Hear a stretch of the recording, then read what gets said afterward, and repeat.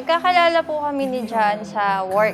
And then, unexpected din naman po na mauuwi kami sa ganito. Una kasi siya yung nag-message sa akin.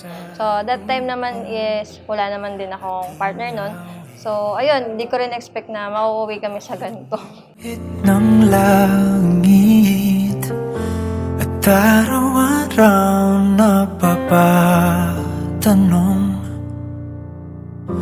paanong natupad aking pulong kung bakit sa tulad ko'y napalapit.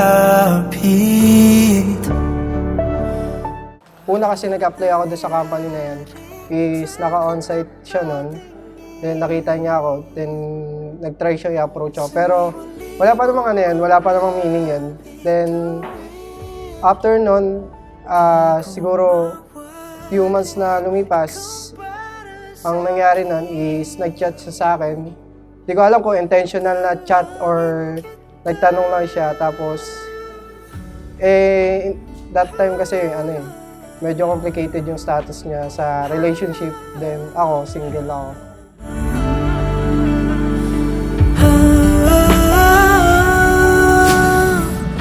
Kung kalawakan man ang pagitan, tadhana lamang ay ating sundan. Dahan-dahan sa tuloy ating tagpuan. Paano nangyari sa akin na pati? Yung pagmamahal, pagtitiwala na ibinigay mo sa Kanya, yun ay regalo din ng Diyos sa inyo. Dahil sa ang Diyos ang nagbigay ng regalo, dapat iingatan nyo yun. I hope and pray na lumipas man yung maraming panahon, yung regalo ng Diyos na pagmamahal na yun ay mapanatiling yung nag-aalab sa inyong mga puso. Di na lang darating,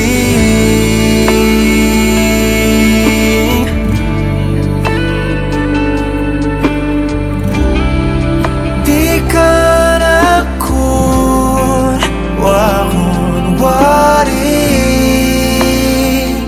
akin.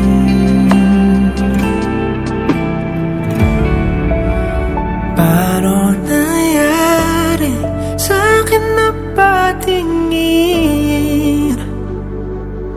sa libo-libong mga bituin? Di ko mawarin ikaw para sa'kin. Dalangin kita. John, yung pinapangako ko sa'yo is through ups and downs, nandito ako para sa'yo. Kahit anong struggles yung or challenging na dumating sa atin, nandito pa din ako para sa'yo. Lalo na ngayon na kasal na tayo, unexpected din na dadating tayo sa point na ganito dahil ayun nga before, marami din tayo naging struggles. Pero ayun, tayo pa rin talaga sa huli. John, mahal na mahal kita, alam mo yan. I love you. Ngayon, kasal na tayo. Mapapangako ko lang is mas mamahalin kita. Alam mo naman yan, masigit sa sarili ko. Lahat binigay ko, kahit walang matira sa akin, basta sa inyo nabibigay ko lahat.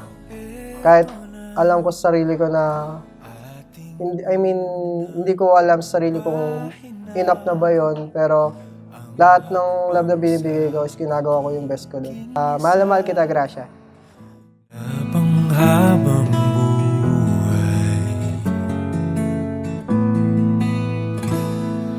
huwag mangamba, ang pag-ibig ating punla, may kapal ang siyang may. Sa pamamagitan po ng kapangyarihan na ipinagkaloob sa akin ng ating pamahalaan, ay nais kong ipahayag na si John at saka si Grace, simula sa gabing ito'y legally sa harapan ng ating Diyos at ng ating batas. John and Grace, kayo ngayon ay mag-asawa na. pag nakalimutan na ating sayaw, kumupas dating pagtingin.